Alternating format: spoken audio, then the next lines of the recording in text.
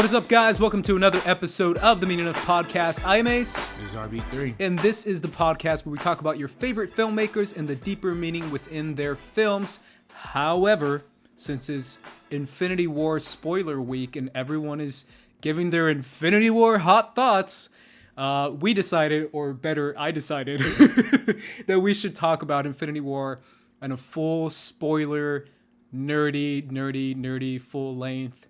We're going to be talking about every little minutia detail, favorite characters, favorite moments, favorite lines, favorite this, favorite that, least favorite this, what worked, what didn't. We have differing opinions. Apparently, we haven't talked about it until right now, but we're going to hash it out live on camera just for you guys because we love you guys. And we're going to be talking about all Infinity War, all podcasts long. Mr. RB3. But before we do that, last week, we had a very fun episode, which some people saw. yeah. It's probably one of our highest viewed ones of like recent... of like the past few months. Yeah. I mean, of 2018 maybe or something like that. Yeah, maybe, yeah. Yeah. We did Taika Waititi.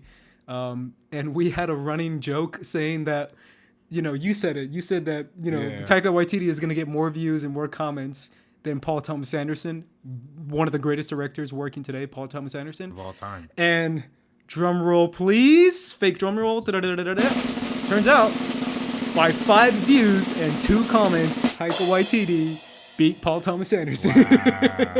Can you believe that? Hey, wait, man. He beat Paul Thomas. He beat PTA Part 1. Part 2 is not even like in the competition. Or Part 2 is like way lower than Part 1. Oh, dude, Part 2 got destroyed. Yeah, Part 2. No one even cared about Part 2.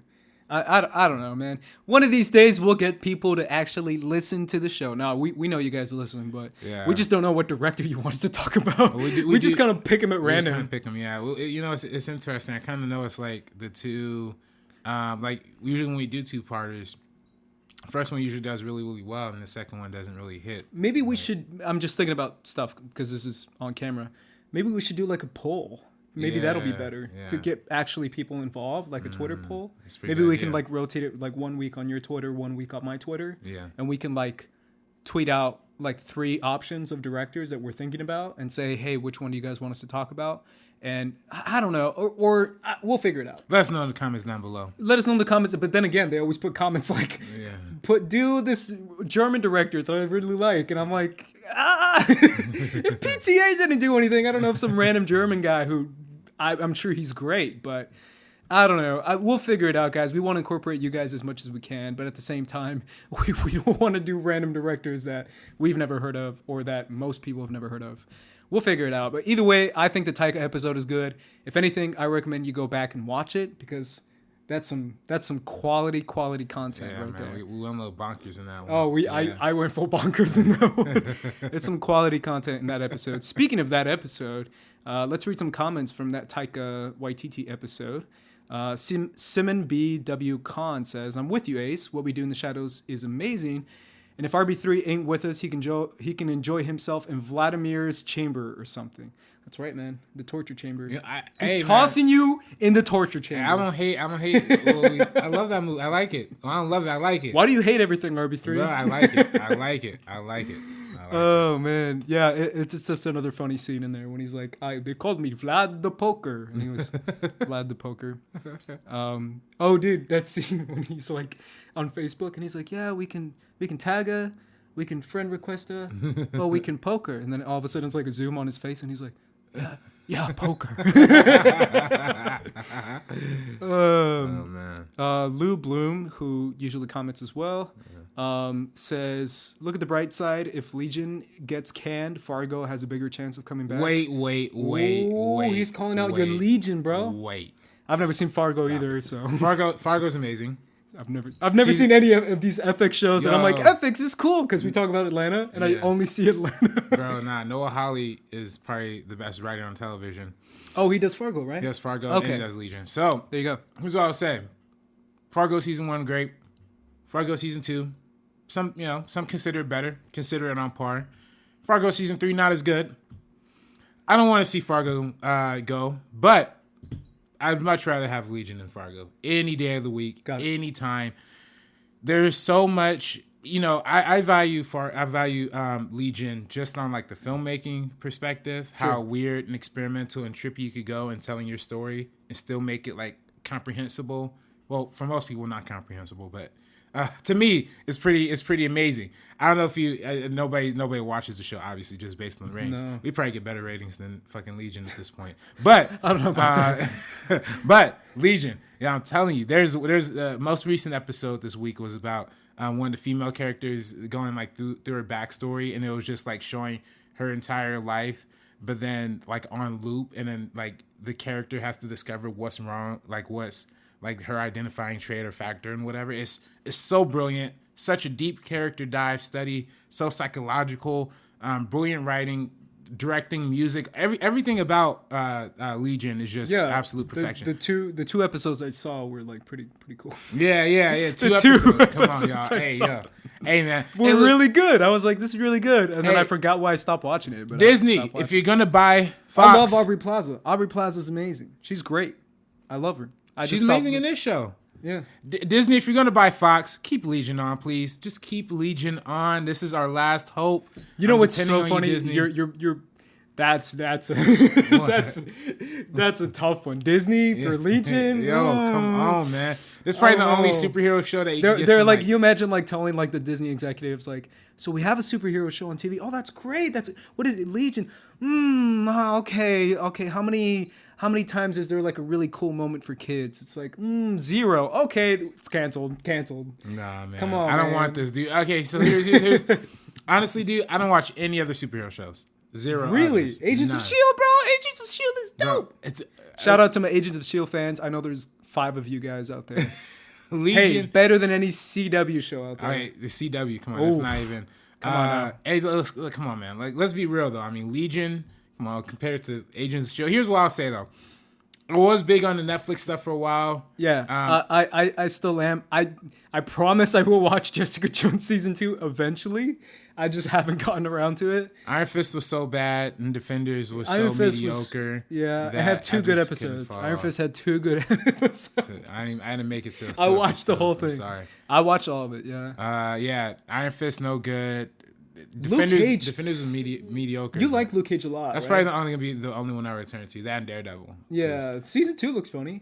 Did you see that clip they showed? Nah, I didn't. But man, honestly, like, I don't know. People are so divided on Luke Cage. I love Luke Cage, but I feel like for some reason I have this like feeling that like the writers or somebody behind scenes like kind of realized that a lot of fans didn't feel like encouraged or didn't love that show. So I feel like they're gonna change that up a little bit. I'm a little worried about that. I like the subversive nature that show was headed in. Oh, and make it lighter, you mean? Yeah. Oh, yeah, because I did get that from the clip. It looked way lighter. Yeah, so I kind of want it, and you can even see they kind of like, I don't know, in Defenders it was like almost it was the same Luke Cage, but it was a little different, a little lighter, not as serious, and sure. I feel like that was my calling card to what I loved about Luke Cage. I was just this more adult, Afrocentric, urban-centric superhero. Gotcha. So I hope they don't try and clean it up, make it more, Disney-ish or Marvel-ish. They probably will. Hope not. How many of the Defenders do you think went out in the snap at the end of? We're gonna find out. I don't know. I mean, are we gonna find? That's what somebody was commenting today on Twitter, and they were like, what happened to the TV connected universe? As an Agents of S.H.I.E.L.D. fan, I will just let you guys know that they did comment on someone on passing by, like a random person was like, hey, did you see what happened in New York? And they're like, no, bye. So I think that's a comment on the first fight we saw, like Ebony Maw and Iron Man and Doctor Strange, the first fight in New York in the beginning of the movie.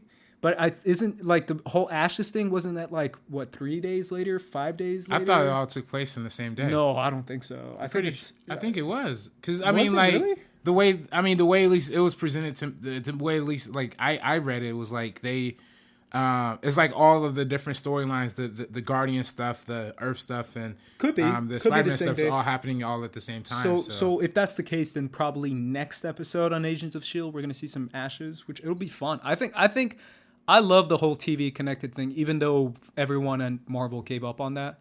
Because they just if you watch Agents of S.H.I.E.L.D., that's the biggest complaint, is that they kind of ignore Agents of S.H.I.E.L.D. But I love it, so I'm excited to see some people die.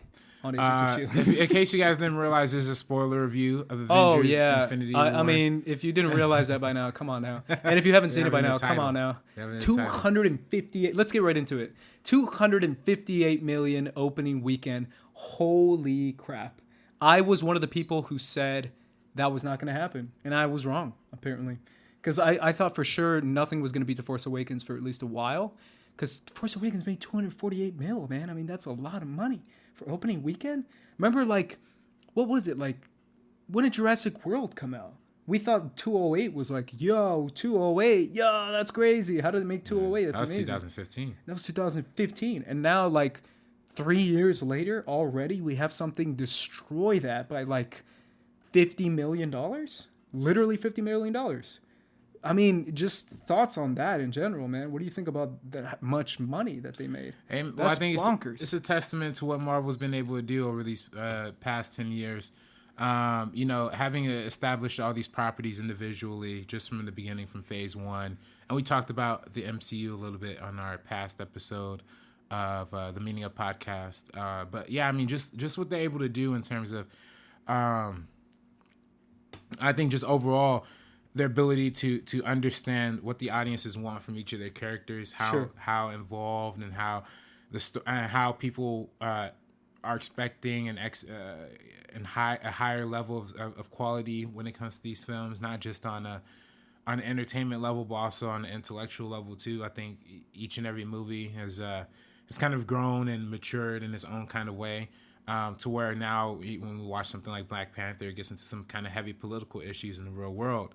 I think a lot of people connect to that kind of stuff. Meanwhile, something like Thor Ragnarok is very funny and has a mass appeal. So seeing all those worlds collide, I definitely think you get all the different groups. You get the Iron Man fans, the Spider-Man fans, the Black Panther fans. You get everybody kind of, going into one. I don't know. I mean, I kind of was questioning if this movie will make as much opening weekend as Black Panther, only because we saw. I knew it would make more than that, but I was wondering because of the whole like Justice League Wonder Woman situation, how Wonder Woman made way more than Justice League, and how that kind of connection happened. But of course it did, and I don't think that everybody who saw Black Panther necessarily saw Infinity War, because I think some of Black Panther's audience is a different audience than I agree with that than Infinity War, but knowing that's like their last biggest wave coming in.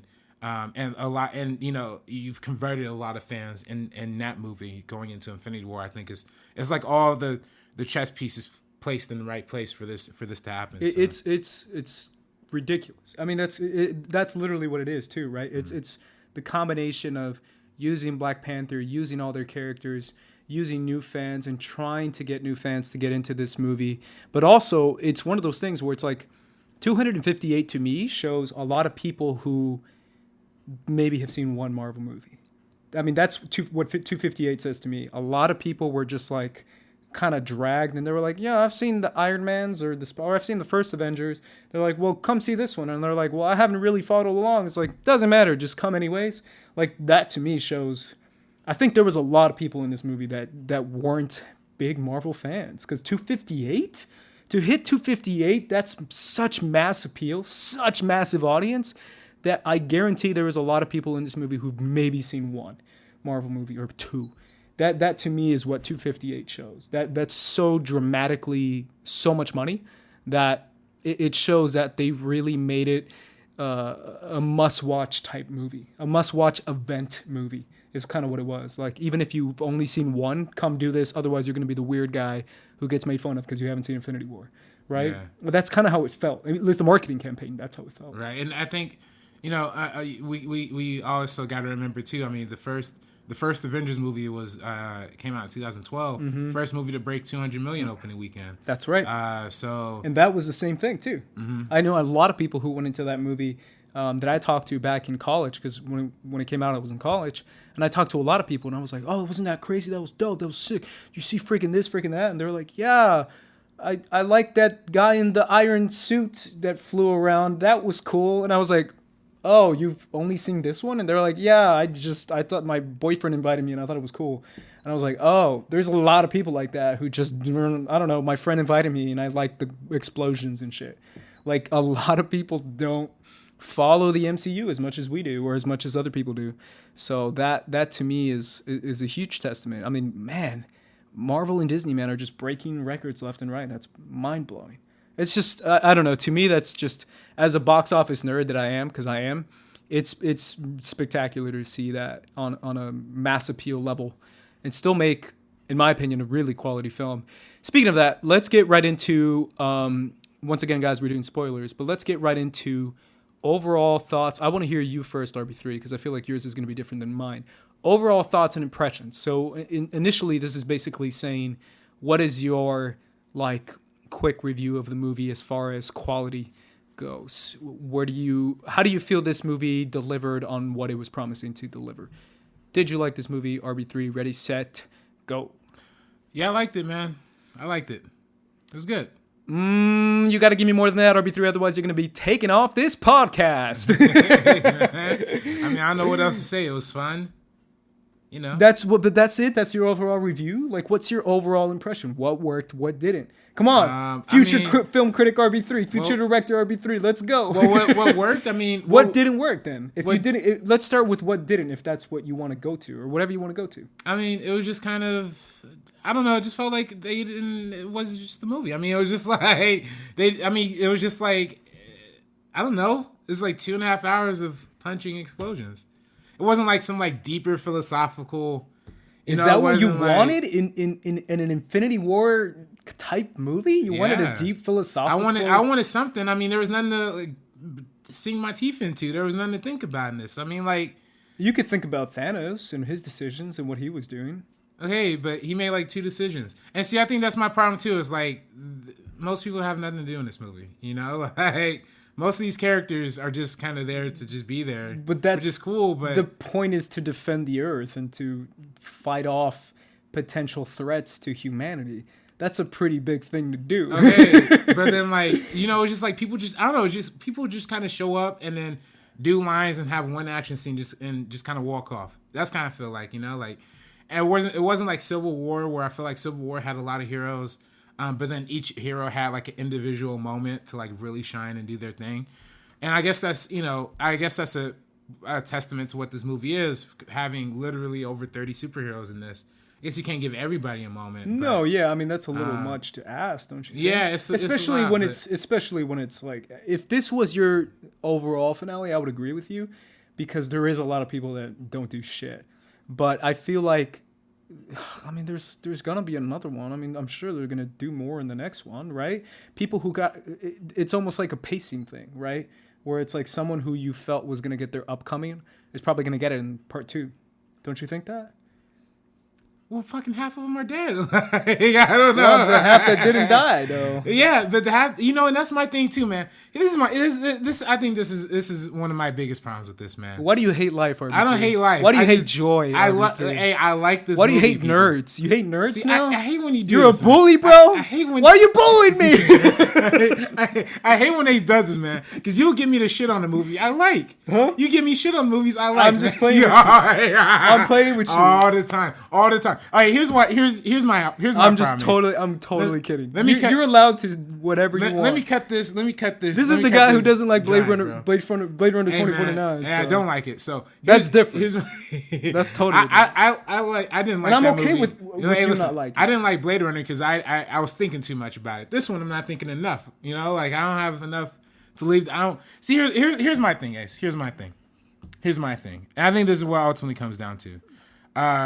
I feel like at this point, Disney really wants to have their cake and eat it too, right? Like they really want to have the fun, spectacle, mind-blowing action thing, but they also are trying to make some sort of concerted effort, you know, like I said in the previous Marvel movies, to have some sort of real-life relevancy, some political whatever, just to get, you know, some thought-provoking stuff happening, you know.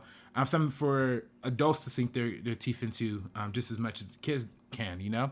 And with this movie, I feel like they were really just pandering towards, like, the basic elementary style of, like, decision-making and, like, emotional stakes. Because it's, like, it's so repetitive to a point where it's, like, almost every every separate like storyline, how they split the storylines into like 3 different, areas and spaces. Yeah. It's like every single one had their own individual, like, oh, I don't want to kill this person, but I have to kill him.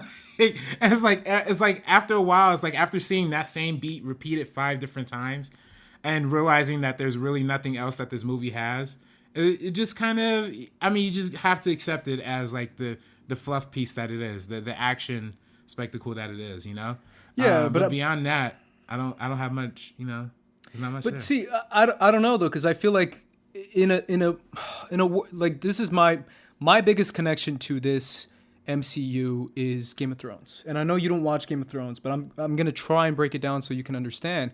Game of Thrones is literally what the MCU is on a obviously television scale, right? But it's a big budget movie type TV show. But Game of Thrones is all about different characters in different locations. Sometimes you get just these 2 characters. Sometimes you get just these 2 locations. Sometimes you get 5 locations. Sometimes you get 6 locations. But every season they deliver on either the almost episode 9. There's 10 episodes. So episode 9, they always deliver on a giant epic spectacle action type episode where it's literally just an entire episode, whether it's an hour or an hour and a half, on just pure spectacle.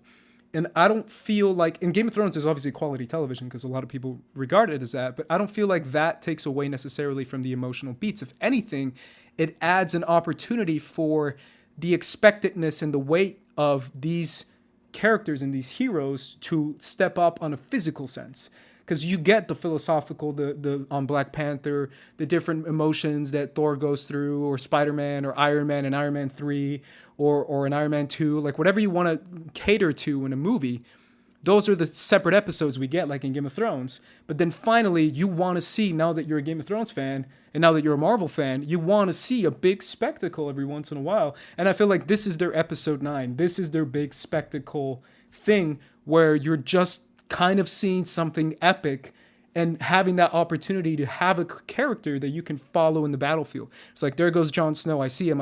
Oh, he's kicking ass. Oh shit, there's a guy who's going to kill him. Like, that's kind of what it is. And that's kind of what I wanted. And that's what I got in the movie. And that's why I liked it so much. But I don't know. Did you really want like a deep philosophical... Well, no, like, but I mean, in a battle movie, no, a war movie, that's just literally a war movie. Well, their last war movie was Captain America: Civil War, and that was very heavily political. Had a lot of characters, had a lot of bigger world ideas, and managed to give each character their own breath, their own life. But this movie didn't really have, and again, you don't have to be like this big action thing. I think also part of it too is like there's like almost no character development in Infinity War. Like nobody. They've had like changes 20 films. Okay, for character development. Salute to them for having 20 films. But like, what's this? Then what's the point of me watching this movie? Watch your heroes try to deal with some dire moments in their life of everything they've built up to. It's literally it's a survival movie. It's a break-in movie. It's like, what's the point? The point is to survive. The point is to make it out alive. There is no other point. It's like so many people rely on that when it's like, what if it's just about a guy who has to overcome a bigger guy in order to survive in a Survivor movie? Like, that's what it is. Okay, I'll give that to you. But then that's what I want from him. I don't want to have like, well, he didn't have a character. That's not what the point is. The point is for that character who's already been through what he's been through to take what he's learned or not learned and just survive against a bigger foe. It's a survivor's movie. That's what it is. Okay, that's cool. why I liked it. That's why I went into it expecting that. That's like cool, maybe but... my expectations were different than yours because mine weren't like, I wasn't expecting like a civil war because I was like, they're not gonna get political in a giant purple guy who just wants to pop the earth. Like, it's not gonna be political. It's gonna be a war movie about trying to survive against a god. What do you do if a god is threatening the earth? It's like, that's crazy. I don't know. What do we do? I mean, I hear you, but here's my thing. If you're looking at it as a character piece, it doesn't really work. To me, if that's you're looking not at what it is. Here, no. But look, if you're looking at a survivor movie, to me, it doesn't really work either because all the characters are separated. It's not like there's any there's no real stakes happening here. There's no. Okay, he snaps his fucking finger. And I'm not talking about. Here's what I'm saying, Ace. Let me get right down to it. All right. When he does the snap at the end, do you really believe that shit? No. Do you really? They just no, but hear me. Black Panther's the highest grossing superhero movie of all time. Yeah. You don't think they're making a Black Panther 2? Dude. Doctor Strange 2, Spider-Man 2. You don't think that's happening? 100%. Then what's the fucking point? Hey, then if you're just gonna kill them and then bring them back, why would I care? the point is to as us, I'll counter you with two. I'll answer the question up front. The point for us is to see how the characters that are left react to that certain situation. That's the whole point of that, right? So they're coming back. Fine, whatever, they're coming back. I don't think that's necessarily a negative towards the film. I feel like it's more exciting to see how the F are they going to come back. That to me is so intriguing. That's an intriguing question that still keeps me on the edge of my seat as a cliffhanger. How is Tony going to figure this out? How is Nebula going to figure this out? How is Thor and Cap going to figure this shit out? I don't know because I can't even figure it out, right? That to me is good enough than just being like, well, they're actually dead. Of course they're not dead, right? But here's my second counterpoint to that. I saw it a second time with a different audience than the opening night audience on Saturday. And holy shit, I was talking to JTE about this. Everyone in that theater, and I'm not joking, was convinced that this is, that they're dead. And they're obviously not who we are. They're not movie fans. But a lot of this movie was towards people who didn't really know. Like, they don't know that they're dead. They're entirely convinced that Bucky, Spider-Man, and all these people are dead. And I'm not saying that to say that, oh, well, that's good enough, because it's obviously not good enough, because they're obviously not dead. But I'm saying you'd be surprised how many millions of people who saw this movie are convinced that they're dead. And I'm saying that's pretty successful, even if you can hit half the population, funny enough, in there, as far as hitting the audience of half the population, convincing half the people who saw this movie that they're actually dead. The other half know, come on, guys, there's a part 2, and it's Black Panther's worth a lot of money. This is not going to happen. But that entire theater that I went to, dude, I'm telling you, I actually talked to people, and they're like, what, he's dead? Spider-Man's dead. And I'm like, no, he's not. Chill. He's not dead. He's obviously coming back. But a lot of people are convinced that he is dead. And obviously for us, I'm saying that the intriguing question is, how are you going to get him back? What's going to be the process? What's going to be the grieving process? What's going to be the deciding factor, the spark that makes them figure this shit out and just defeat a god? That to me is so cool. Like, how do you do it when the apocalypse happened? What now? It's the leftovers situation, right? The leftovers is what happens after the freaking left behind rapture. Now that's when real shit gets down. Now it's like, what do we figure out? What happens to society? How do we fix this shit so we can get everything back together? That's cool, man. I think that's cool. I think that's really cool. You're selling me a 2.5 hour trailer right now. That's what you're telling me. No, a 2.5 hour trailer. I'm selling for you the next movie. I'm selling you a dope ass finale. That's what I'm selling you.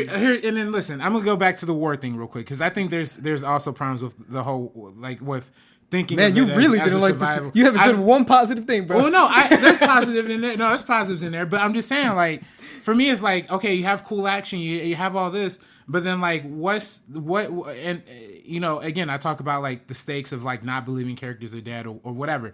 And if it hits half, and listen, if it hits half the people who watched it, fine. I'm not one of those halves. Sure. So I'm gonna feel that this way. And I gave you two options though. I'm saying that if you're the one of the half that knows, like me and you, there's still a really cool question of how they're going to bring him back and what they're going to do about Thanos and how they're going to defeat a god. Like, that's cool to me. But see, okay, so for me, for one, to me, that takes away the whole element of death. That takes away all of the stakes that are in this movie, whatever. But I think also to counter, like, the whole, like, survival quest thing is just the simple fact that if this was really a survival intense movie, why are we cracking jokes every half second? You know what I mean? Like, why are we still punching in jokes about Thor's haircut and fucking, you know, oh, Bucky has his arm back. Oh, Bucky, you know. Because it's a Disney Marvel film that wants to appease a bigger audience. And listen, when you think about it too, isn't that kind of fucked up? Like, imagine if some like 12-year-old was like walking into the theater, seeing all of his favorite superheroes on screen for the first time, like I did when I saw the Avengers. At the end of it, at the snap of the finger, like, everybody's dead.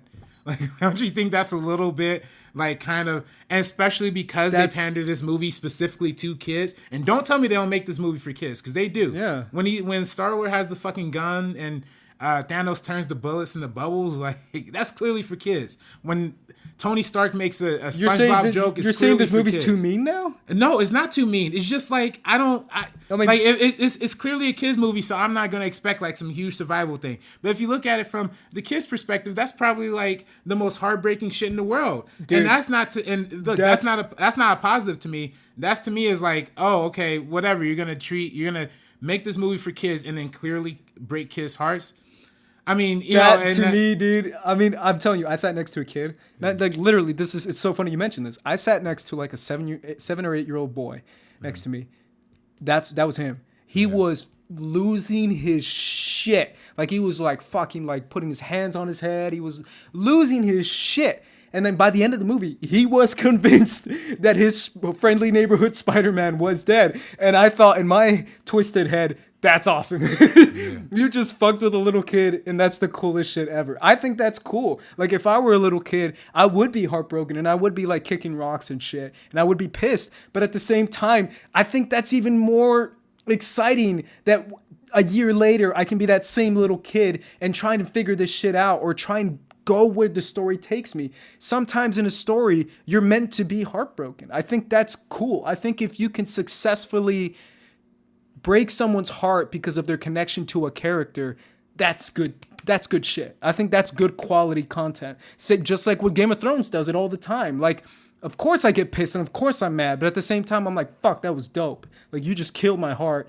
That shit was dope. And even if it was for a little kid, for him to figure this mystery out, that's kind of cool, man. I don't know. I think that's cool. I think it's cool that people were actually thinking, oh shit, this is over. This is done. Like, especially kids. Kids were like, oh shit, Star-Lord's dead. What's going to happen? Like, that's cool. You don't think that? I think that's so cool, man. I mean, it's cool, I guess. But then, because like, that's the point. That's I would the much point. rather... Because you're arguing two different things. You're saying the point didn't pay off because they're all going to come back. Yes. But then you're arguing the point did pay off because kids are convinced that they are dead. So... For me, it's like... Because, like, I'm an adult, Ace. No, but what I'm saying is, like, then it does work. It doesn't work. It doesn't work for me. It doesn't work for in the sense that, listen, if you're going to kill all these characters that everybody cares about, whatever, fine. All I'm saying is, I want... If I'm going to care about somebody dying at the end of this movie, you better make me care at the beginning. Because, like, I don't... Like, to me, listen, I kind of walk into all these Marvel movies... maybe I'm doing this wrong. Maybe I'm not experiencing it in a serialized way or whatever. But I kind of like to think that I want to see some sort of progression in some of these people, so that by the end I have a new appreciation for a lot. And to be fair, and listen, you could say like it's just a big throw 'em away action movie, but the Avengers, you did see growth in Tony Stark. You did see growth in Captain America. You saw growth in pretty much all these characters. You especially saw growth in the Hulk. But in this movie, it's like who's really changing, and the people that are changing are all based on somebody else's arc of just kind of remaining stagnant throughout the rest of it. And that's also where I think this movie does have a little more of like a problematic thing for me. Not really an issue, but Scarlet Witch has always been my favorite character in this universe. I really wish she had something more to do in this movie besides like being Vision's like, oh, I gotta take care of Vision and I have to kill him at the end. Like I feel like there's so much more you could do with that. There's so much more you could do with a lot of these characters. I feel like there's a lot you could do better with the dynamic between Doctor Strange and Iron Man, the magic versus the science and philosophy.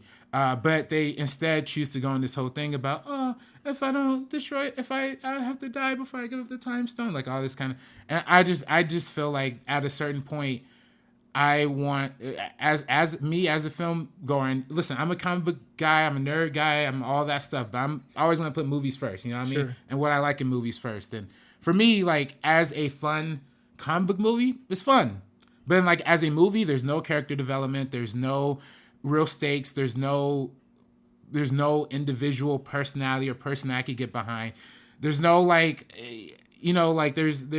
it's very repetitive when it comes to emotional beats, to the sacrificial idea that they keep going over and over about in this idea in this movie. So at the end of the day, it's like I could only appreciate it to like the fun extent of it being a fun movie. But I can't really like it any more than that, you know? And I feel like And on top of that, with like the weird mixture of jokes, and with there's other elements in there that still like puzzle me. Not necessarily puzzle me, but there's some elements that I'm like, that's kind of weird. Like when they have the hold on Thanos, and then like literally like Thanos and Star-Lord are having this conversation, and you see in the background like Spider-Man and Iron Man yanking on this thing for fucking 5 minutes trying to get off his head. It's not bad, but it's kind of goofy, and I feel like that's overall like where I land on this movie. It's not bad.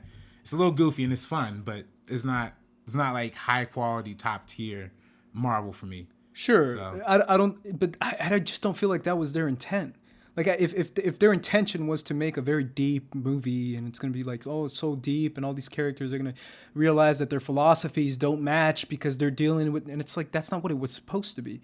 I think eventually when we see the completion and we see the part 2 and we see what we get, I think that is gonna have a more overarching criticism on what they wanted to accomplish with Infinity Part 1 and Part 2.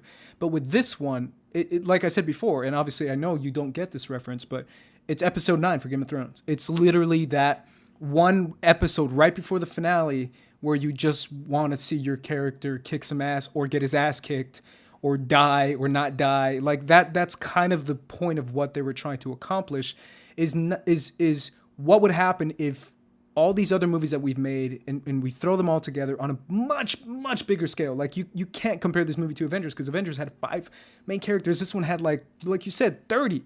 It's so much more difficult. Like it's I don't think their intent was to necessarily make this crazy huge character arc for all these 30 characters or even a few of them.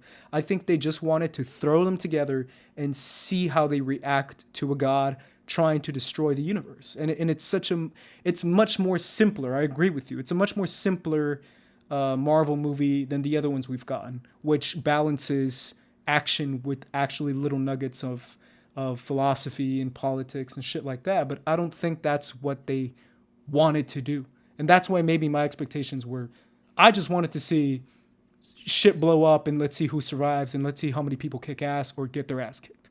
And that's kind of what I got. And that's why I'm still nerding out about it so hard, because I enjoyed it so much as a comic book nerd and as someone who, like, and I'll counter you to that. My perspective might be different than yours, because you're right. You were expecting a film where I was just like I said in my tweet when I reacted to this is the most comic book thing I've ever seen. It really is. It's so comic booky. And I love it because I'm a comic book fan, obviously. But I agree that as a film, it's not complete. But I think even they know that it's not complete. That's why they shot 2 back to back. They literally made a part 1 and part 2 for that reason. This is much more television than it is film. And I feel like it works on a TV scale. Like, if a season finale ends like this, that to me is intriguing. Waiting to see, I wonder how my hero's going to come back. He just died, but obviously he's coming back because they're greenlit for season 2. But still, in season 2, I wonder in the premiere how he's going to come back. Like, that's how I think in superhero TV show or stuff like that. Is if they kill off, a perfect example is Arrow. Arrow in season 3 of Arrow, and I know I used to watch Arrow. I know, but back when it was good.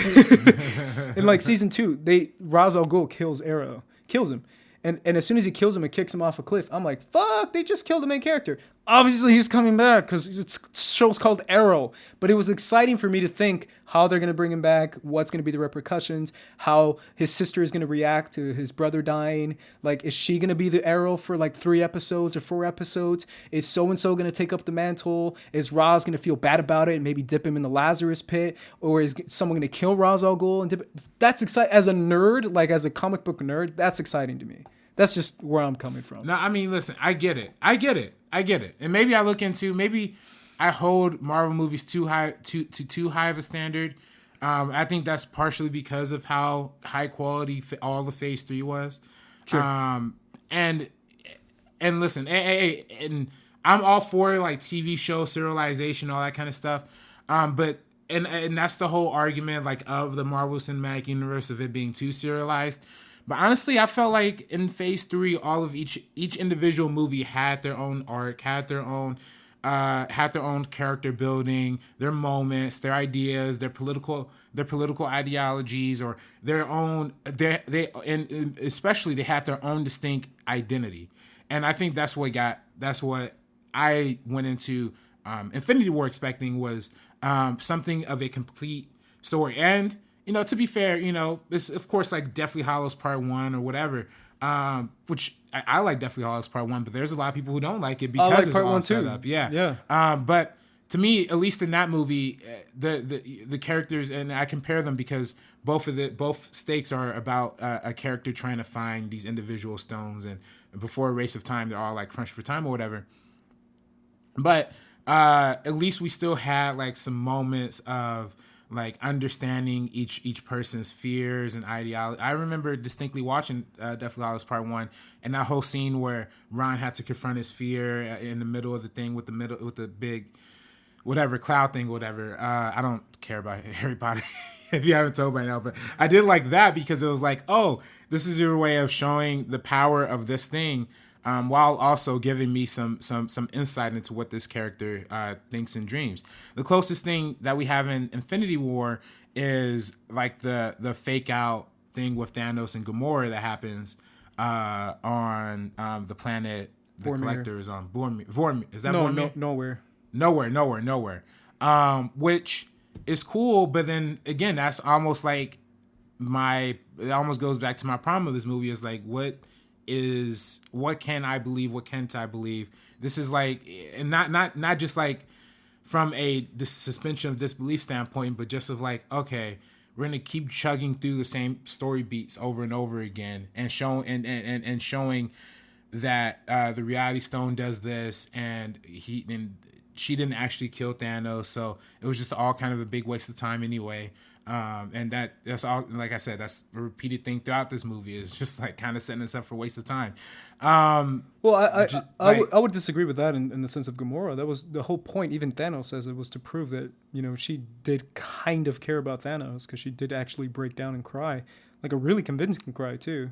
Because I just rewatched it and I was like, she actually cries in that scene, because that was kind of the whole point of that scene specifically. Just so when he takes Gamora, we can see that there has been some sort of, they've lived together for such a long time. Yeah, I think my biggest problem with that scene is just like, I've told you this before on the show. My biggest pet peeve in anything, movies, books, anything, is dream sequences. And that was kind of like an extended dream sequence. Sure. That ultimately you're going to get that a lot in comic book movies. Yeah, I know. But to be fair, a lot of comic book movies have kind of made their way around that and found an interesting device to counteract that idea. That being said, though, it's just like, I just wish that this movie had like something tangible for me to hold on to instead of people just shifting reality or floating in the dust, And to be fair, Thanos had a somewhat of a perspective, but to me it's like, and people are calling this is the Thanos movie featuring the Avengers or whatever. And that's cool and dandy as well if you make that argument. To me, my counter argument to that is like, there are entire 20-30 minute stretches with no Thanos in it, and the parts that we do get of Thanos is not really showing him grow. It's revealing past information about him. How he felt, or how he felt about this, or how he felt about that. Not necessarily not anything new for his character to grow upon. And again, I get it. It's a comic book movie. It's supposed to be fun. I just want a little more to grab onto, and it didn't give me a lot. Sure. Yeah. Here's my counter to that. I would say you're right. There is moments where, going back to Deathly Hallows Part 1, I like it too. And you're right. There are moments where Hermione and Ron specifically do have some growth in that movie. Yeah. Well, even Harry. Harry, yeah. And, you're right. When that whole scene, it's, again, a lot of people hate that scene, but the scene where Harry and who's the chick? Hermione. Where they're just dancing with each other in like the little barn house thing. Very nice, like delicate character moment. Here's my counter to that. Multiply Deathly Hallows times 10. That's how many characters. You see what I'm saying? Right. It's just too many. I get you. If it was 3 characters, a part 1, it's all set up but we're still gonna have some character growth. This is 30 characters, man. It's Deathly Hallows times 10, literally. Like that for me. That's why I didn't care. Like I didn't care to have so much like, oh, I want to have these characters and go through this stuff and all that. For me, like I wasn't expecting that. I was expecting a precursor to a part 2 finale where it's just this crazy epic battle of fighting a god and how to deal with that situation and putting all these minds together and bodies together to try and figure that shit out. And I thought that was cool. And the way they set up a war movie, a survival movie, in a battle movie of putting in all these characters with incredibly distinct personalities, it worked. For me, it worked. It worked like on a great scale for me. But I get what you're saying. You wanted more of that. I'm just saying my expectations were definitely not that at all versus yours were. And mine were just like, I just want to see, shit go down. Like that's what I wanted to see. Yeah. And I saw shit go down and I enjoyed it. No, I mean, it's cool. I mean, listen, it's cool if that's what the movie is. And like, I think that's what it is. And I like it. I like it. I like it. Yeah. That's where it is. Like, I'm not going to say this is like the greatest Marvel movie of all time or like say that this is the most fun I've ever had, because for me the fun in movies is the thinking and all that stuff too. And you can have all the action, all the explosion, and all the quick jokes and all that, all you want, all the CGI in the world. But if you, I don't know, to me it's like if you're not saying something and if I'm not seeing an arc of some sort from somebody. You didn't see that from Thanos? No, he didn't have an arc. He had like ideas. And they gave him a platform to like say his ideas. But I mean, like at the end of the day, Thanos, at the beginning of the movie, Thanos wanted to wipe out half the universe. At the end of the movie, he wipes out half of the universe. But that to me, like even maybe it's my feel, maybe it's my little kid talking in the inside that I like the simplisticness of that, what you just said.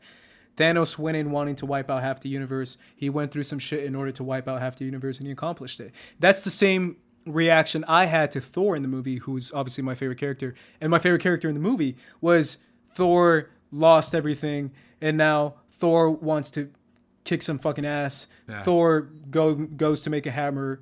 Thor kicks some fucking ass. That's what I will say. Thor is probably the only character in that movie that had like. Thor is the best character in the movie by far. Yes. In my opinion. He had a full arc in that one. Yeah. Yes, and that's why I like the movie so much is because I was right there with Thor, dude. Like as a massive fan of Thor, I was like, fuck, like let's get right into the movie because obviously we can talk a lot about our differences, but let's obviously talk about stuff you did like and you didn't like. But let's obviously I'm gonna talk about some stuff that got me. The movie starts out, and I told you right as soon as you got here, what it pissed me off, dude, seeing Asgard. The whole point of Thor Ragnarok was to save Asgard. Asgard is a people, not a place, and they literally just took a giant dump on that by killing Asgard. And I know it's half of Asgard technically because Thor says it later on, but still, that got me. Like everyone's talking about like what death got you and what emotional scene got you in the movie. Like a lot of people. That, for me, was the most emotional thing in the entire movie. That first 10 minutes of seeing Heimdall die and seeing Loki die and seeing Thor react to that and just seeing Asgard explode and the freaking ship just blows up, that got me, dude. Like, it legit got me because I love Asgard, I love Thor, I love Loki, I love Heimdall. That's my, that's my shit. That's my character. That's my movie. That's my favorite Avengers, Thor. So that scene for me, dude, it just killed me. I'm still mad about it. I'm like, you can't kill Loki. Loki's the homie. You can't kill Heimdall. The first guy to die was Heimdall. Yeah, like, really? Yeah. First person to die in these movies, man. Always the black guy. But that legit, like, it got me more than any other Ash death that happened or Spider. People are like, Spider-Man. I'm like, Spider-Man was like emotional, but Loki and Heimdall, man, that fucking got me, bro. Asgard, oh man, that pissed me off. I was in an emotional state after that happened. I was telling you that. I was like, there better not be some quick or quirp that happens after this shit. Yeah. Some joke. And sure enough, Iron Man and Doctor Strange are talking about Ben and Jerry's. And I'm like, shut up. We just lost Loki. You better not be joking right now, guys. We lost Asgard. Like, I'm legit saying that in the theater. Right. But yeah, that for me was like the biggest emotional scene in the movie. And it's an introduction of Thanos, and Thanos kicks Hulk's ass, who's like the most useless character in the movie. Yeah. Hey man, I made that prediction months ago on this show. Oh, did you really? Yeah, that Hulk wasn't gonna be in the like actual Hulk. I don't know if it was on this show. It might have been on one of Wanger's. Oh no, I think you did say that. Yeah, I said like he's gonna be in the Hulkbuster instead of being the actual Hulk. Oh, that's right. That was you. I gave credit to another friend of mine when we came out of the theater. I was like, "You said that," and he was like, "I did." But that was you. My bad. But yeah, you're right. You did say that. That's a good point. Yeah. What do you think about those deaths? Because those seemed real. Okay, those are real. I see. And I was gonna say that as someone, maybe this is why I like the movie so much, man. Maybe that's why I'm like nerding out so hard. Thor's my favorite character. Asgard is my favorite place. Thor's are my favorite movies. These are my favorite. Like, this is like, for other people, it's like, oh, it's this person, it's that, it's the Guardians. For me, it's freaking, I love Heimdall, and he's in literally 10 minutes of the MCU, and I still love the guy, and I love Loki as like, that's why I've talked to you before about Loki, how like I see him as like my homie, and sure enough, I lost my homie, dude. Yeah. So for me, like, as soon as this kicked off with that, I was like, shit, this movie's gonna do it for me. Like, I was in because they just literally broke my heart. They broke my heart by killing like some of my favorite characters and literally killing them, like you said. Like, what'd you think of that too? Because you saw them die, and they're like, I'm pretty sure they're dead. Pretty sure Idris isn't coming back. Yeah. Well, I don't see Idris Elba renewing a contract. I think they're done, and I think and same with Tom too. Yeah. I don't see Tom coming back. Well, I think everybody who died like pre-snap is like staying dead. But the guys who died pre-snap were the homies. Yeah. I mean, no, I get it. I mean, like, it was a cool scene because you got to understand like how, I guess, scary Thanos is. Sure. And how, like, I guess, of a threatening presence he is to the people like Thor and Hulk and Heimdall and all that stuff. But I also think that it was also interesting from just from like a heightened action perspective, how like many different forms of fighting that Thanos has in this movie. That was dope. Yeah. He was like doing like little like pressure points, like, and I was like, shit. Yeah. So that was cool. Hulk. I mean, Hulk. I thought it was just kind of funny that Hulk was like so scared by this guy that he never wanted to come out for the rest of the film. I mean, that was a cool scene. I think that really set. I mean, I don't know if it set the tone. See, I don't know if it really like set the tone, but like it definitely. You really didn't like it. I liked it. Hey, Marvel, I still got the internship application. This is it right here. This podcast right here, which is gonna, I'm predicting it right now. Be our highest viewed video. It's really? Gonna cost RB3 a job at Marvel. Hey, man. You can't work at Marvel anymore. Yo, watch all the Black Panther coverage, Marvel. I was doing nothing but talking positive. Thank you very much. This movie, I mean, it was cool. But I mean, like, I mean, that was cool. And I thought the whole thing that happened when they shot, I'm still not 100% sure how Hulk landed in New York, if I'm being honest. I think that was Heimdall. I think Heimdall, like, literally, because, dude, Heimdall's like my brother was like, Heimdall. I'm like, Heimdall's like next level, bro. Like, I legit think he saw Doctor Strange. He's like, all right, I got to hook him up with these people, and then popped him right there. I think that's literally what happened. I think he set him on that path knowing what direction he was going to go on. That's interesting. Yeah. I mean, I didn't see that, but like, dude, Heimdall is a gangster, bro. He can do magic shit, bro. Yeah. Dark magic. Yeah, I mean, that's I mean, like, I don't know. Heading down to the New York sequence, I thought the New York thing was cool. I could have done with one less SpongeBob joke. You don't like that Squidward? No, I didn't like that joke at all. Did you like any jokes in the movie? No, I don't think any of them. Besides the Guardians ones. Or besides the Drax ones in particular. Dude, Drax and Mantis. Dude, I had a little separate section on this video, which apparently how much you hate this movie, I might even get to. I don't hate it. But I had a separate section as far as like funniest lines in the movie. Yeah. Literally, the two funniest lines for me was Drax when he's like, I'll raise you one more. Why is Gamora? Like, I thought that was hysterical. Yeah. And I still love when Mantis was like, answered Tony Stark, and he's like, what do you guys even do? And she's like, kick names, take ass. And I was like, hell yeah. That's all the comedy I need, and I enjoyed the shit out of it. Yeah. Those you're right. Those two characters were the funniest in the movie. Everyone else was okay as far as comedy. I also thought Drax was funny when he was commenting on Thor. Yeah, that killed me too. That was so funny, dude. Yeah, that was great. That's funny. So the Battle of New York was cool. I like the Black Order was kind of whatever. I don't know any of them. Proxima Midnight, Corvus Glaive, Cole Obsidian, and Ebony Maw. Ebony Maw was cool. I like Ebony Maw. Ebony Maw was that the female one? No, he was the skinny speech giver guy, the creepy guy. He's like, you're about to receive the presence of Thanos. He will take you in. And I was like, yeah, I like it. Super silly, old school British villain. I enjoyed it. I thought he was fun. Yeah, he was funny. I guess. Yeah, he was cool. I thought that was, I don't know.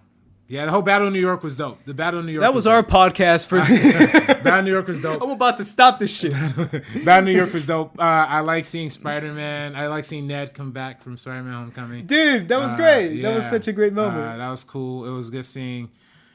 I don't know. It was cool when they took off in the ship. I guess when they like went off and then like. Oh, when Spider-Man was there? Yeah, and then like Tony Stark had to shoot the suit up to space to like save him. Yeah. Shout out to the Iron Spider suit. That was cool. Yeah, I like the Iron Spider suit. Yeah. I like seeing that being in use. I have I have negatives too, man. See, there you go. All right, give me some negatives, man, please. Friday. Where was Friday? Oh, that Spider-Man? Was dumb. Yeah. No. In the ship. Oh, right. That kind of, and I know this is my negatives are extra nerdy. Yeah. But Friday, for anyone who doesn't know, is Tony's AI, who's supposed to be in the suit. And he always talks to Friday. That's the one who's like, "Hey, Friday, what's going on?" And she was like, "I'm trying to figure it out, sir."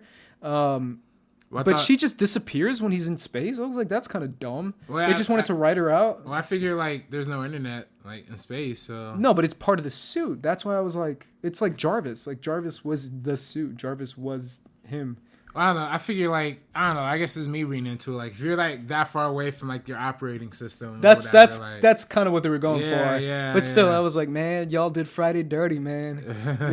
the most two useless characters: Bruce Banner, Bucky Barnes, and Friday. Friday got written out, bro. Yeah, I thought that was a strange scene when Gwyneth Paltrow walked in and was like, "Oh, I'm pregnant" or something. She didn't say that. Or they're getting married or something. Yeah, they're getting married. But that was set up. She alluded to like Homecoming. But she alluded to like being. No, he did. Oh, okay. He asked her. But still, like he was like, "Let's get pregnant." That was a little strange. That was a strange scene. And then when they're in space was cool. It was weird seeing Spider-Man do the same joke he did in Civil War again with the old movies. But it was a cool way of getting out of that situation. Yeah, I thought it worked. Yeah, I thought the same thing once he said that. I was like, "Oh, we're gonna do this again." But then I was like, "Oh, it's cute. It's funny. Yeah. It's Spider-Man. It's supposed to be silly and cute." Yeah. At least this version of the MCU is. Yeah. But yeah, I mean the whole scene was I thought it worked pretty well. The journey that I thoroughly enjoyed the most, obviously I've said it before, but Team Thor for me was my favorite, obviously, because Team Thor, and I know I had a lot of people disagree with me apparently. It was Thor, Rocket, and Groot. Yeah, right? Thor, Rocket, and Groot for me was like GOAT team. Like that was my favorite team. And going to Nidavellir and making Stormbreaker, to me, that's why for me, like, I think Thor is so underrated. For me, I think Thor's journey was the same as Thanos' journey. In the sense of, like, this is my mission. I'm going to kill Thanos. I need to make an object. I need some sort of power to do it. I'm going back to Earth and I'm going to kill it. And that's my destiny. And as soon as he had that speech with Rocket, it's one of my favorite moments because he's literally, like, he's just going, like, ham on the inside of his head. When he's like, dude, I've had like thousands of people fight me and they've all wanted to kill me. They never have. I'm still alive. I've been floating in space. And Rocket's like, yeah, man, but he's kicked your ass. He's like, I'm going to fight him again and I'm going to kick his ass. I was like, shit. Thor's like getting it in this moment. And him doing the whole making the thing, like opening up the star, and freaking Peter Dinklage being like, bro, it's going to kill you. And he's like, I don't give a shit if it kills me. Peter Dinklage, too. Did you swallow that? Because my theater did not swallow it. They spit it right out. Because they were like trying to make it emotional and shit. And everyone was like, they were like still laughing. And I was like, come on, guys. It's an emotional scene. Oh, come on. You didn't like E-Tree, bro? No, I mean, he was cool. No, I like this character. His character was cool. It's just so funny. I mean, I don't know. It's not funny, but I don't know. It was just, I don't want to make this like insensitive, you know what I mean? But like, oh, bro, you already hate Infinity Wars. That's more insensitive than what you're about to say. I'm just saying, like, it's just funny they made like the little. That's straight out of the damn comics. Yeah, 100% straight out of the damn comics. Yeah. Giant dwarves who are literally, it's just like that. It's literally just like that. That's funny. I mean, it was funny seeing that. It was just, it's not funny, but Guess it was kind of funny. No, it was funny. Yeah. Yeah, it's a goofy scene, but that's kind of what it's supposed to be. Like Thor's arc in the comics and the cosmic shit in Marvel is super weird and super goofy. It was made in a weird time, RB3. Yeah. People were doing some shit to themselves and to their acid, noses. The LSD, the cocaine, LSD, the cocaine. It made him write giant dwarfs who build magical stars and shit. But anyways. Stormbreaker, though. Stormbreaker, but all that shit that led up to Stormbreaker, to me, was like Thanos getting the Infinity Stones. And that's why I clinged on to Thor so much, because I felt like he was on a mission. He was going to like complete. That was his destiny, just like it was Thanos' destiny to pop half the universe. Like that was Thor's destiny. He's like, I'm going to get Stormbreaker. And he's like, no, you're going to die. He's like, no, I'm not, because screw it. Like he was just so determined that he felt like destiny was on his side. And that was such a cool payoff to me, seeing him get Stormbreaker and seeing him kick ass and just let loose in a way that we haven't seen Thor let loose before. And I freaking loved it, man. I thought like I was with freaking Thor the entire time, and it just paid off so much. And I've said it before, and I'll say it again: the most badass character in the movie, Thor, by far. Like he kicks so much ass, and he has so much to push forward to. Like even more than Thanos. Like everyone's like, Thanos is badass. I was like, dude, Thor kicked his ass in 2 seconds with Stormbreaker. Literally kicked his ass in 2 seconds. All he had to do was hit the head, and he would have kicked his ass. I don't know. For me, I don't know why he didn't go for the hand. He could have gone for the hand. He could have gone for the head. I don't know. That's my biggest takeaway from Infinity War is all that motherfucker's fault. Star-Lord, yeah. Let's talk about it. He fucked it all up, man. I saw a funny meme the other day that had all the Infinity War characters on the character poster, and it's like a kind of militarized type thing. Yeah. And it was like, thank you for trying to save, and it had a Star-Lord in the middle. Not you, the universe. And it had like everyone else. And it's like everyone, my buddy and I were talking about it the other day. It kind of is all Star-Lord's fault. Yeah, dude, man. I'm telling you, man, that was my plan.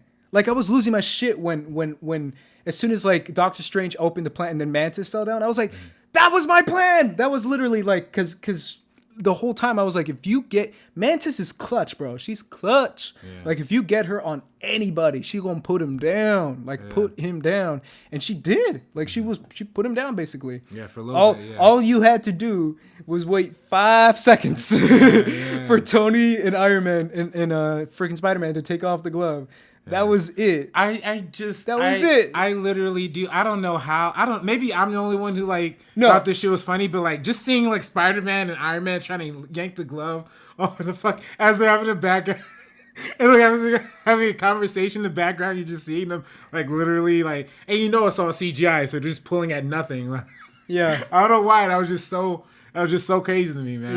Yeah. Like seeing that. I felt the same way the first time I watched it. The second time I kind of forgave it. Because at first I was like, is it really that hard? No, take off, bro. I mean, you got the Iron Man suit and shit, bro. Can he just get the like nanotechnology in there? And just pop it off? Yeah. Can Doctor Strange do some magical whatever? Yeah, I thought the same thing. Yeah. But it's a comic book thing. Whatever. They want to do that. But either way, you're right. It is Peter Quill's fault. Screw Peter Quill. He got what he deserved. Yeah. By turning to ash. Yeah, oh man, I don't know about that, man. I'm just kidding. All the Guardians, man. You know, James Gunn's been tweeting about Guardians 3 for like a year. He has. The Guardians. You know what, man? I give Mantis a shout out. She's my most underrated character in the movie. I thought she was clutch. I'll give a shout out to. I like Nebula, man. I think Nebula is really cool, and I think she'll do something more in the next one. She's only in 2 scenes in this one though. Yeah, she is, and she's still cool enough for me to enjoy. Main Guardian I liked was seeing Rocket and Bucky spinning around in a circle. That was funny. Gunning people. That was down. the only moment Bucky had. Man, Bucky didn't do shit. Bucky didn't. Literally, War Machine did way more than Bucky.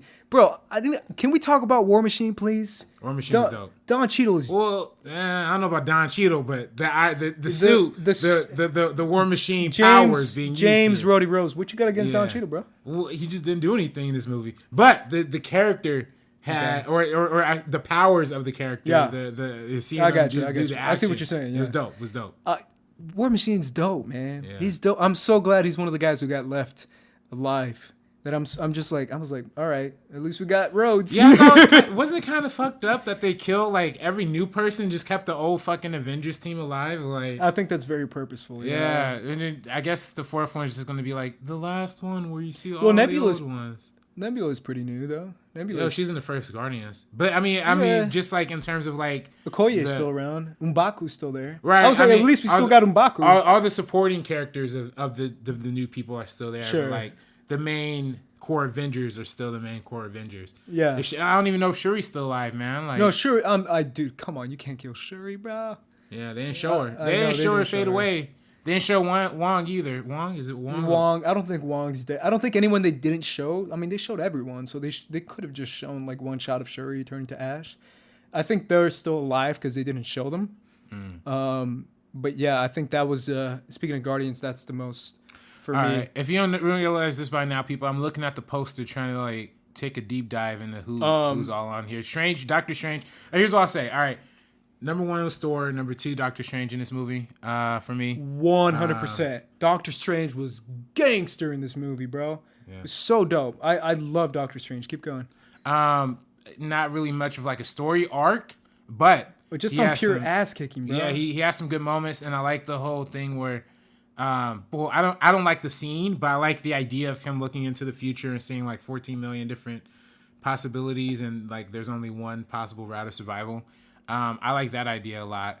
My only like question, this is like a real nerdy, not nerdy, but like real philosophical kind of question here is like, if he saw from that point forward 1 and 14 million possibilities or possible outcomes, and this is the one that we're supposedly being led on because at the end he alludes to this is the only way. How does he die in this one and know like going forward that's going to be the timeline that like secures the win, you know, like, because if he's dead, I think there should be at least another like 5 million possibilities where he dies. Yeah, I think he saw, because I've been talking about this for forever, because Doctor Strange, for anyone who doesn't know as well, is one of my favorites from the comics. I love Doctor Strange. Like, we talked about Doctor Strange before, how much I love him. He's crazy, like super powerful, super smart. I think he literally saw every step. I don't think he just saw 14 million possibilities and outcomes. I think he saw every decision that he made in every single one of those. And I feel like somehow giving the time stone to Thanos and somehow living Tony Stark alive and leaving all these moments, I feel like he saw every step that was taken, and he saw the 1, 2, 3, 4, 5, 6, 7, 8 all the way till the end, and he's like, this is the one, and the one underlying factor is I give this to Thanos and Tony Stark lives and blah blah blah, and somehow that specific one, he saw that it pays off in the end, that he wins. That's how I interpreted it, by the way. Right. I mean, I get that, but then like what I'm asking is he could see all the possibilities and all the outcomes and every step of every outcome. But I'm sure there's at least a couple hundred different outcomes where he dies from everything going to that step forward and him dying. There's at least a couple. You're saying he can't keep looking further if he's dead? No, I'm just saying like, how would he know if that's the right possibility if he says like this is the only way? Because if I think he fast forwarded to the end, like to the end. Right. No, I get that. Okay. What I'm saying is like, how does he know the rest of the characters are gonna fulfill the steps in the prophecy or whatever, or fulfill the all the steps that are taken in that one possible route if he's dead? You know what I mean? Does that make sense? Am I making sense? Yeah, I think so. I think he just saw it. I think to me that's like a paradox, though. You know what I mean? Like, sure. If he dies and he dies that exact same way, but let's say in the story in the timeline and the outcome that works, and this is very like nerdy. This is not a complaint. This is not a complaint. I'm just like thinking philosophically. I'm grasping at straws here, people. But I'm just saying, like, if there's one in 4, let's say, like, if there's 1 in 14 million, and all the steps of that led to the way, but then like in that 1 in 14 million, let's say like Iron Man trips on a bowl of soup versus Iron Man doesn't. Like, what if? How would he know which leads to which if they all lead to the same way of him dying? Am I making sense? Yeah, I get what you're saying, but literally what I'm saying is that he literally saw every single moment of what Iron. So this is the one that Iron Man didn't trip on the bowl of soup, because he saw another one where he did, or he got in a car wreck or something, or he couldn't fly a spaceship, but he picked the one that he didn't do that shit, and that he made it all the way, like he followed it all the way through is what I'm saying. Like he picked the one where he followed it all the way through. some underlying factor. I don't think it's just Iron Man. That's what everyone's saying. Like Iron Man has to live. I think that's part of it. I think Iron Man living is part of his plan that has to go on to. I get what you're saying though, right? Because you're saying that Iron Man living is one key. Is that what you're saying? And yeah, it doesn't make sense that it's just one key. Well, no, I'm saying like that's one step. Let's say that's one step halfway through the story. What if something else messes up in the second half that like throws off that timeline and puts you in another possibility or another outcome where everybody dies or whatever? You know what I mean? Like, so like it's not like a complaint. I'm just saying like from a like a time, I guess like when we involve like time and like those kind of ideas, I always kind of think about like, well, like if all of the events happened up until this point the exact way that Doctor Strange planned it, but because he's not there to facilitate exactly how the rest of that event goes, how would we be 100% sure that it has that way? Yeah. Does that make sense? Yeah, I don't know. Maybe he just saw it. I don't know. I'm just thinking here, man. I'm grasping at straws, people. I'm trying to find some like real world philosophy to get into this movie, man. Tweet at RB3, call him hater and bully. Hey, all right. So here's my problem with Black Widow and Cap and all the. You might have the same problem as me. Go ahead. Yeah, I feel like there's a whole more interesting movie that happened between here and Civil War. Oh, okay. That happened in between these two movies that like, whereas like they just kind of show up completely changed and have nothing to do as an effect of that, you know. I don't know. It just felt very much like they're just here to be here instead of like actually having a real place in this movie. You're right. They or to take him to Wakanda, because that's the best thing that Cap did in the whole movie. Yeah, is take him to Wakanda. Yeah, I would agree with that. I feel like the people who did the least or who just Team Cap was pretty much lame. Besides the fighting and the punching that they did. But yeah, I would agree with that. They didn't really do much with Cap, with Black Widow, with especially Bucky. Falcon didn't do much. Yeah, you're right. I would totally agree with they just show up and do karate chops. Yeah. Which is still my complaint that I thought you were going to say that I've been complaining about this since freaking Avengers 1. And maybe it's because I'm not, riding on Cap's, like everyone else is. Oh, you want him to die? Huh? Yeah. I don't want him to die. Well, kind of. I do kind of want him to die. I think it'd be a good death, man. It's heroic and shit. But people will remember you, kind of like Thanos told Tony Stark. But my thing is, I just feel like the MCU has gone out of their way. I don't know if it's the Russos or Joss or Kevin to like overpower Captain America to the point where I'm just like, dude, like, maybe it's because I'm a comic book nerd, but like Spider-Man is 20 times stronger than Captain America. 20. More agile, more strong, more physically adept. Super soldier serum allows him to like maybe lift a ton, as far as like 2,000 pounds, maybe lift a car, but he can like take a punch from Thanos, a guy who like punches moons and shit. Mm-hmm. Like I get literally like karate chopped the Hulk out of a spaceship. Yeah, it's like you and then hold the freaking gauntlet for 5 seconds. Mm-hmm. Like, yeah, we get it, guys. Like, you like Cap, but you don't have to overpower him. Like, Spider-Man can snap his neck with his 2 fingers. Like, that's how much Spider-Man is stronger. Now, you know what I'm saying? Like, Spider-Man, who people feel as like he's skinny and he's weak. It's like, no, Spider-Man can kill Cap in 2 seconds.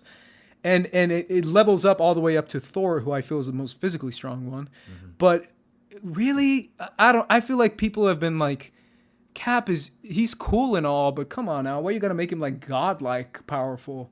As far as like, he's not that strong. Hey, man, it bothers me, man. They got him make him stand next to people like Thor and. I guess, but they make him as strong as Thor, and I'm like, that doesn't make any sense. Thor is like, he can like lift a freaking planet if he wanted to, and Cap can lift a car. Well, see, I don't know, man. I don't think Thor can like literally take like punches from like. I don't think Captain America could like take multiple punches from Hulk like he did in and Thor Ragnarok. Yeah, that's kind of what I'm saying. But he took one from Thanos, which is pretty similar. I don't know. That's just a side thing. I did enjoy that whole action sequence. That was like the ladies fighting you know, and with the Okoye and Black Widow. Yeah, that was fun. Cool. Let's talk about what's your favorite moment in the movie overall. Moment, scene, fight scene, whatever it is, something positive. I'm trying, RB3. I'm trying to save you. Oh, well, I mean, I thought Thor coming to Earth was pretty dope, and I like that one shot in particular where he's like throwing the lightning around, like crashed like through all of the different ships. Is thought that was pretty dope. And then probably the opening was dope. Oh, actually, the post credit scene was amazing. Oh yeah, that was funny, dude. Yeah, I love how that's his last word. Yeah, I love it. Motherfucker. that was great. By the way, I also thought that you mentioned the leftovers connection before. I do enjoy that the beginning, or I'm sorry, the end credit scene of this is very reminiscent of like the season. I don't know if you've seen the show Leftovers. Have you seen that show? But I've seen like 1 or 2 episodes. Oh, okay, yeah. But the whole opening of that show is like a long one take of like people just walking through the city and just yeah. I like how that was kind of like a big budget version of that. Like 100%. Yeah. It literally felt like this is the Rapture type shit, where like the helicopter crashed too, and the car was like crashing. I was like, oh, this is some apocalyptic shit, bruh. Yeah. And then I thought Fury was gonna live. Obviously he didn't, but I love how that's his last word. That killed me, dude. It made me laugh so hard. That's probably one of the funniest scenes in the entire movie. And it's not even in the movie. I'll say that's my favorite. What about you though? Is favorite moments? Yeah, literally. I look at my notes because I took notes because I thought RB3 was gonna love this movie. Every single one of my favorite moments is Thor. Every single one. Yeah. Thor's speech. Thor making Stormbreaker. I loved it. Stormbreaker was amazing. Oh, dude. And then Thor returning to Earth with Stormbreaker. And then he comes out through the Bifrost. He literally makes the Bifrost, which is the coolest shit ever if you're a nerd like me. And then the Stormbreaker starts spinning around, like you said. Mm-hmm. When it comes back to his hand and he's holding it high, and then like everyone is like, and then the theme hits, the dun dun dun dun, and it's, I lost my shit. And then literally he comes up and he's like, "Bring me Thanos!" And then he brings the hammer down and it charges up with like black clouds and he brings it down and just pops it. I was like the biggest nerd boner I've ever had in my life. I was freaky as a Thor fan, dude. I was like, this is incredible. Like that for me was just the epitome of comic book fun awesomeness from my personal favorite character. And that was my favorite movie in the entire movie. And that's when I realized, I was like, shit, this guy is badass as fuck. Like, I love that scene. That was my favorite scene for sure. Who knew it would take the Russo brothers to both fix Captain America and Thor? Dude, Thor, man, come on, Thor is awesome. Yeah. He's clutch. Russo brothers. Who's your favorite overall in the movie? Would you say it was Thor? Yeah. Thor, okay.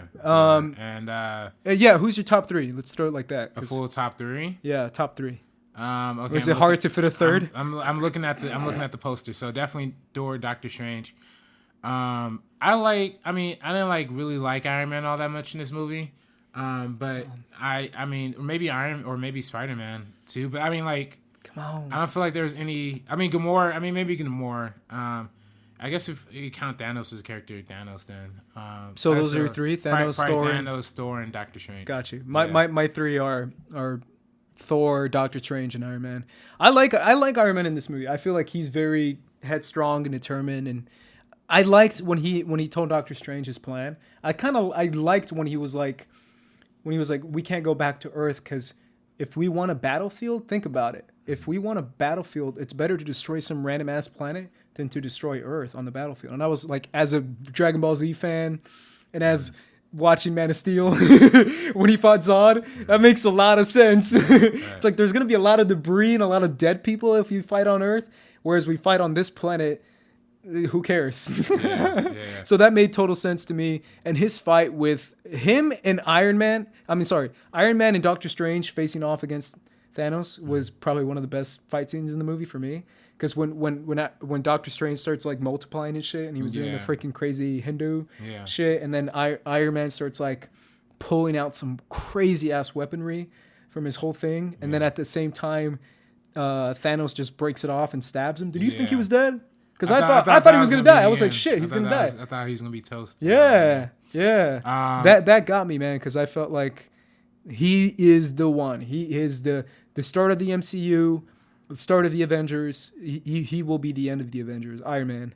So I feel like that worked for me on a pure scale, pure comic book scale. Yeah. He had a good part in that. I do kind of wish Wakanda was a little more than just like a battle. Wakanda, Wakanda's so badass though, man. Yeah. Like the shield, the fact that they have the dome, the fact that they have their arm. How did you not? I got chills in Wakanda, bro. I legit. It was cool. I legit got chills, man. Like when M'Baku was there and he's like, who, and it's like chanting and gives him like, he's like, we're gonna do this, brother, and he's like, dude, I just love that scene. And then when the two emissaries, Proxima Midnight and Cole Obsidian come and they face off like right between the dome. You know what I'm talking about?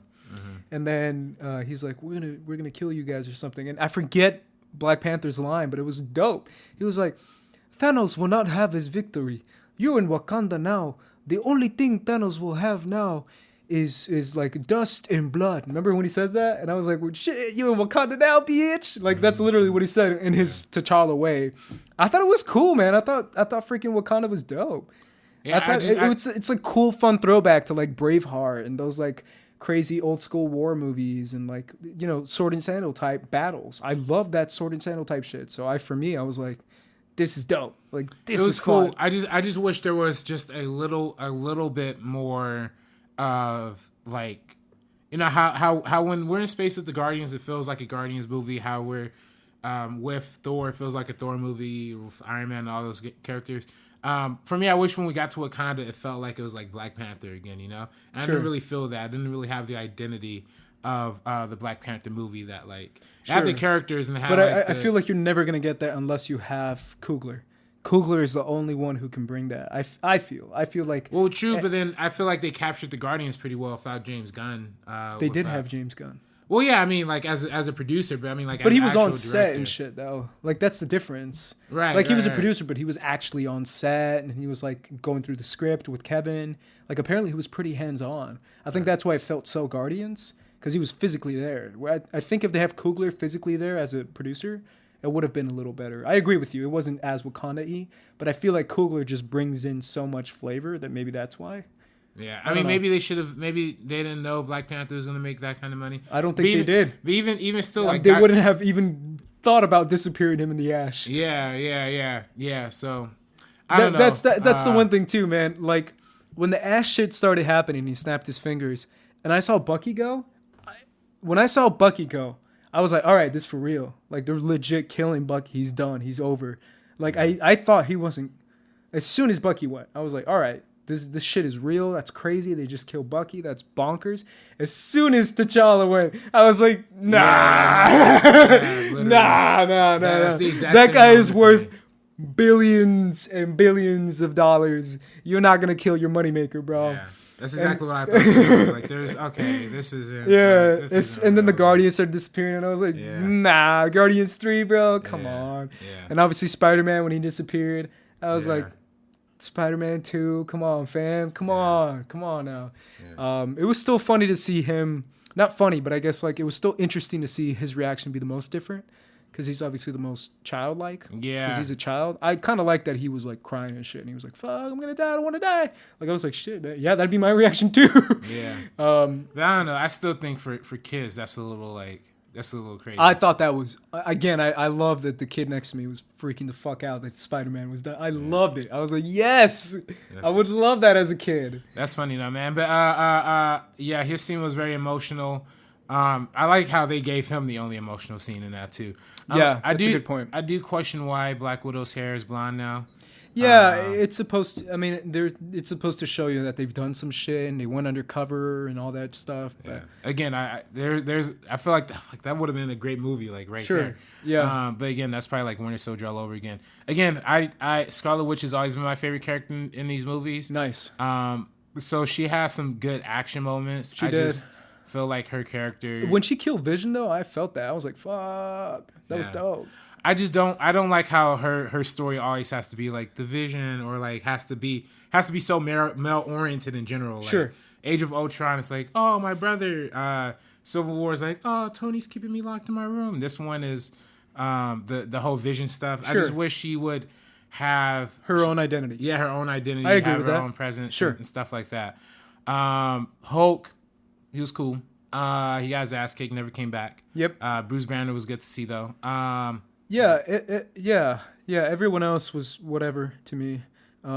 Bucky again. Bucky was the most disappointing to me because I was like, man, Bucky comes back with a freaking vibranium arm and doesn't do shit. Come on, man. Yeah. Like he was just shooting people. So for me, I had a question. Obviously, it doesn't apply to you because you don't give a shit about this movie. No, I'm playing. Most emotional death for me, I already said it was Loki and Asgard in the beginning. That's the one that got me.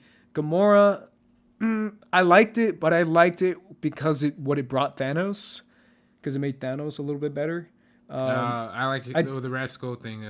The Red Skull coming back too, yeah. I thought was the dopest part. That was moment. Cool, dude. Yeah. I did not see that coming at all. And it's freaking Ross Marquand. Yeah, we saw him in the Schmoes. He's such a cool guy, dude. Yeah, remember the nicest guy in the world. The nicest dude ever. Obviously, Ross Marquand or whatever his name is, I forget. Let's just pull it up. Yeah. We both have the same IMDb. Look at this IMDb page, man. It is crazy, dog. This IMDb page, obviously, I don't know if you're going to put it up there for the people. Yeah. But if you do, it's awesome. I'll try not to. His name is Ross. Man, you can't just stroll through the credits of this, man. Yeah, I was right. Ross Marquand. Oh, Marquand. Okay. Marquand. He is... RB3 and I met him at Schmoes when he did the celebrity dating impression game, and he did the whole thing. Mm-hmm. He is such a nice guy. Like we just talked to him for like 5 minutes, but you can tell I'm like this guy's dope. This guy's cool. He's super nice. Shout out to him for Hugo Weaving impression, for doing an incredible Hugo Weaving impression. Yeah. I was convinced it was Hugo Weaving. Yeah, I thought it was Hugo Weaving too. And then someone afterwards told me, he's like, I don't think that was Hugo Weaving, and I was like, really? I was convinced it was him. Yeah. Shout out to him for making one of the best cameos in the movie, probably the best cameo in the movie. Yeah. Though at that point, and again, maybe I was checked out, but like at that point I started questioning, like, damn, how much oxygen is out there in space? It's like everybody can just breathe. I don't think he's even corporeal. Like, I don't think he's even. I think that was the whole point of him floating around. So he's just like a soul? Yeah, that he's like a soul, yeah. I think he's, I do kind of wish we knew what the Soul Stone's powers were. Yeah, I think we'll find out in the next one. I agree with you. We never found out. But then, like, we never find out about the Mind Stone either. Well, the Mind Stone can control minds. I mean, we know that, but we didn't see him use it. No, we never saw him use it. That's true. And I do kind of feel like out of all the powers that he had on his glove, he used the Power Stone an awfully lot. When he could have like really shook shit up with like changing Reality Stone is like that shit sounds powerful as fuck. Well, I mean, like even I thought it was kind of dope when when Drax and Mantis were lunging at him and he like literally I thought they were dead. I thought they were dead too, and I was like, no. I was like, damn, that's how you. That's my two favorite Guardians right there. That's my couple right there. Oh man, that would have been crazy. It's mom and pops, man. Yeah, Drax and Mantis. It was crazy seeing that. I wish we would have, like I said, I wish we would have just seen the stones, like how each. I guess we saw how the Reality Stone was used in the context of this movie. We saw how the Time Stone is used, and of course the Power Stone. They're the other stones in this movie, though. They're the Soul Stone and Time Stone. Yeah, we saw Time Stone a lot. Yeah. Either way, but yeah, I just bring that up because I feel like there's a lot more that they could have done. Yeah, I agree with that. They could have done with the stones and the powers. Had a much more interesting like set of like power usage happening from the glove. I gotta say this too. We lost a few people in this movie for reals. Everyone before the snap was Loki, Heimdall, Vision, Gamora. Yeah. The Gamora death. Okay, the Gamora death. Yeah, let's talk about Gamora. You didn't like it? I liked it. Well, it was just like the whole like fade in and then fade back to Thanos and then fade slow motion back to her falling. Like that was very like old school. I think that's what they were legitimately going for. I know. As soon as I saw it, I was like, they're going for the whole epic like. Da, da. The score was like, and she's like, da. Like it's supposed to be super over the top comic book death type shit. Like I was like, oh shit, I get what they're going for now.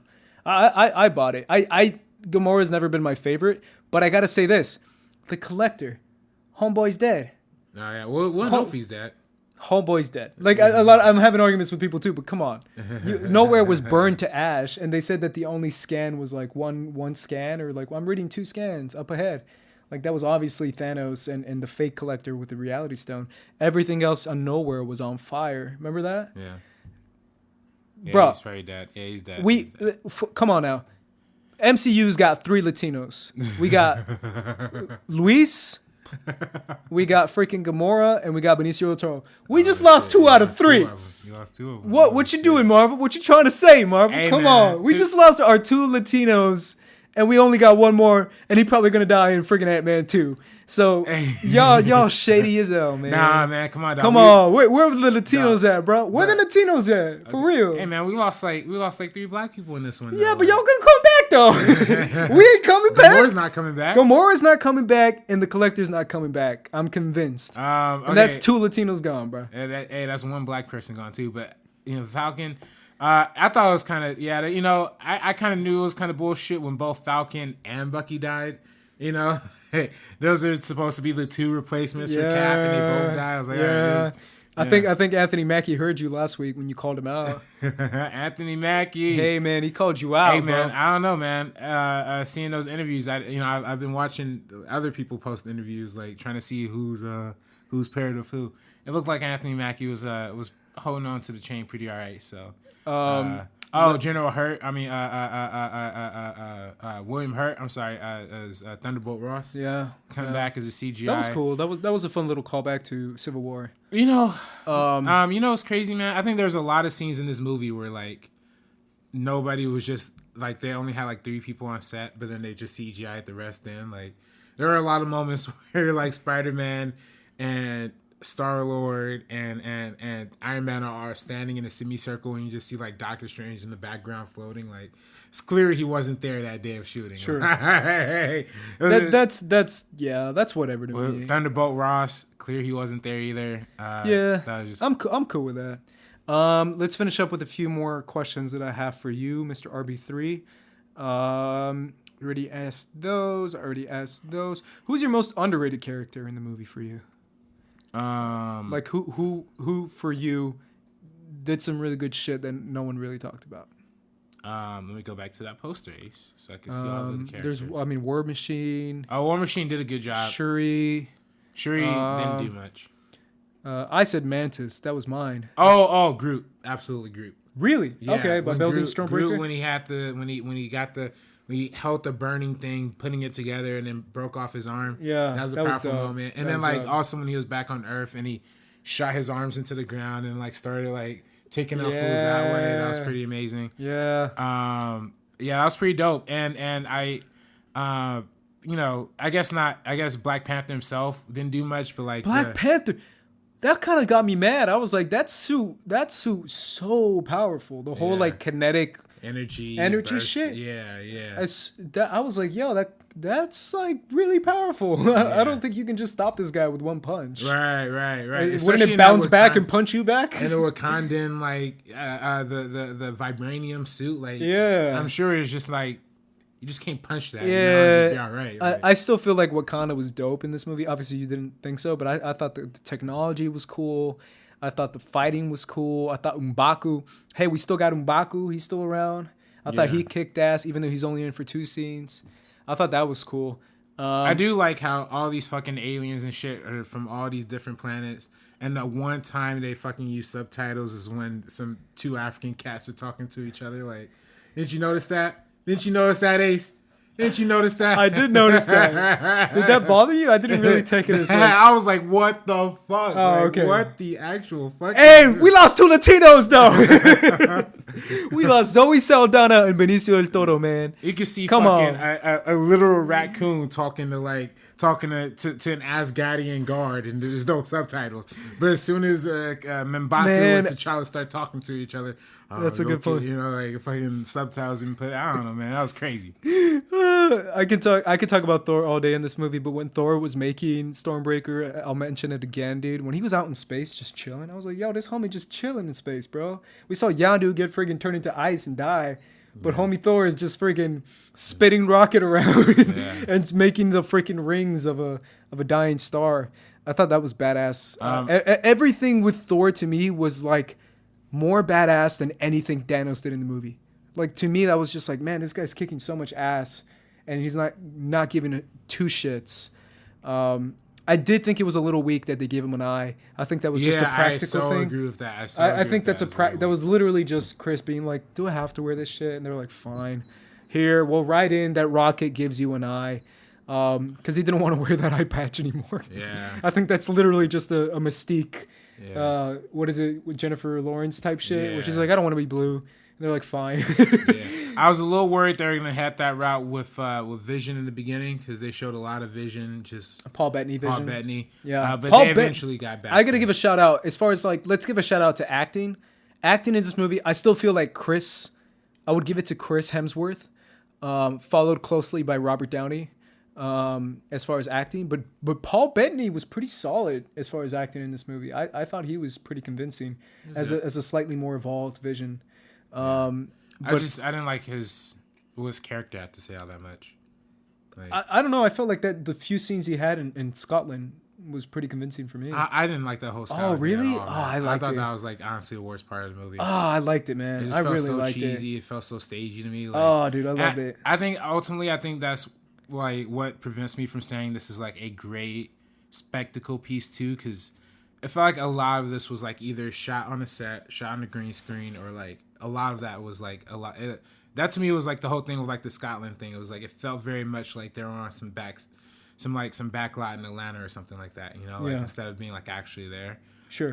Maybe they did shoot in Scotland. I don't know, but it felt very stagey and it felt very like contrived that they would stand in front of the one TV that shows like all of this happening in New York or whatever. Like, I don't know, all of that felt. Well, you don't think that would be in every news station if that happened? It's just weird that there's a big ass TV and nothing else in the frame besides that. You know, I guess.